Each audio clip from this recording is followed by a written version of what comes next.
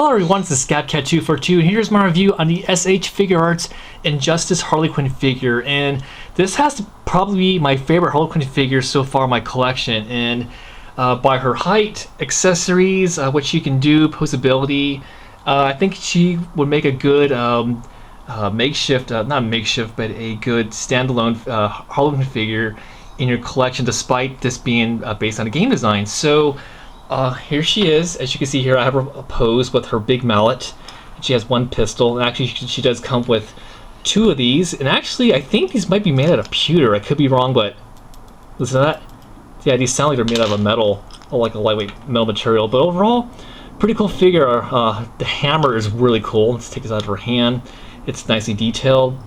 It's really good paint apps on this, and yeah, it's pretty nicely done. It's not sloppy. Came out nice. Take a look at her. So yeah, I really like this design a lot. So even though, as I said, this is mostly based on a game design, but all the traits that you know about Harley Quinn, it's all there. The black and red, her makeup, just her outlandish costume, and they did a really great job on this figure from top to bottom, like the hair, her jacket, her gloves, the pants. Probably my favorite part on this figure are her shoes. I mean, check that out. She's got spurs, spikes, and actually these are actually kind of sharp too. So you may want to be careful when you're handling this figure.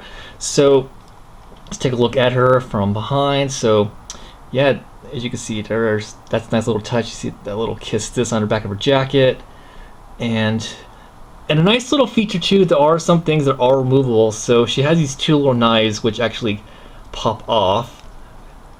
If I was able to get them off before. Yeah, there you go. So these come off. They might be an issue for some people because these are prone to easily popping off, but they peg back in pretty good. So there's the knives, and there's another knife which just pops off the sheath, and it's a nice little Joker knife that goes there. And then there's her pistol, which I mentioned before. So her other accessories, which I'll get into, just have stand there for now. So she comes with some alternate heads, so you can actually pop those off, so you have kind of just a regular calm face and a kind of a mischievous looking face. And then she also comes with different sets of hands. So she has open hands,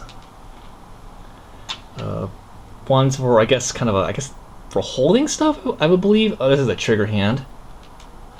And then we have, I think, a couple of, fisted hands. One also for holding stuff. And there's another one. Oh, I just dropped it. Yeah, it's another one. So she cuts like 7 pairs of hands. And then another accessory which I was not expecting. This is really small, so I'm going to do my best to show this. But there is this little card. I don't know if you can see that. Focus. Yeah, it's a Joker card. So I made sure to put all this stuff in a plastic bag, so I didn't want to lose all these. But yeah, she came with a nice amount of accessories. I was pleasantly surprised about that.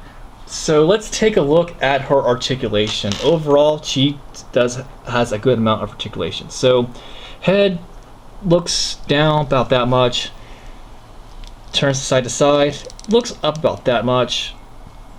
The hair is actually articulated. You can actually spin that around, and they're on ball joints, and it does a quick 360, so you can get those posed in any way you like. There's a nice shoulder ball joint, which is great for motion. There is a bicep swivel right here, ball joint in the elbow. And there's a wrist articulation, which also a ball joint, which you can actually change out the hands. Pretty good. Oh, here it popped off. Oh, actually, let's get into that. So, as I mentioned before, you can actually change out her faces. So all you gotta do, which just happened, just pop the hair out, just pop off that face, put the other head in, just peg that in, put the hair back on. Kind of tricky because I'm on camera. Yeah, so there you go. That's how you change out the faces, and I really like that feature. This is why I like collecting import figures like SH Figuarts and Figma, because of that little neat feature. It just adds more uniqueness to the figure. So upper waist articulation.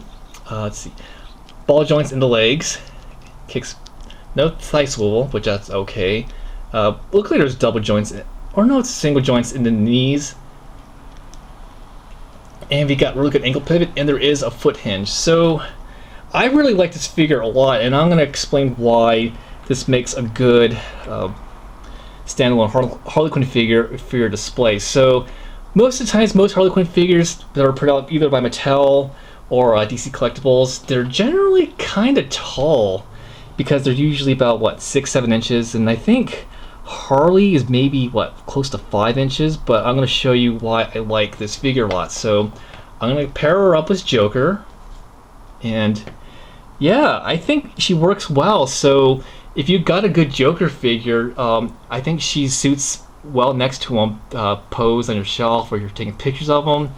So I think it's a great figure, and it's definitely a must get. So hopefully you can find this figure. I paid about, I think, what, 40 for mine. So if you can get her for at least between 40, 45, maybe 50, get her. She is kind of pricey sometimes, being she is import, but with the accessories, the great paint job, the sculpt, just endless possibilities. I really like this figure a lot. So hope you enjoyed watching, and stay tuned for more.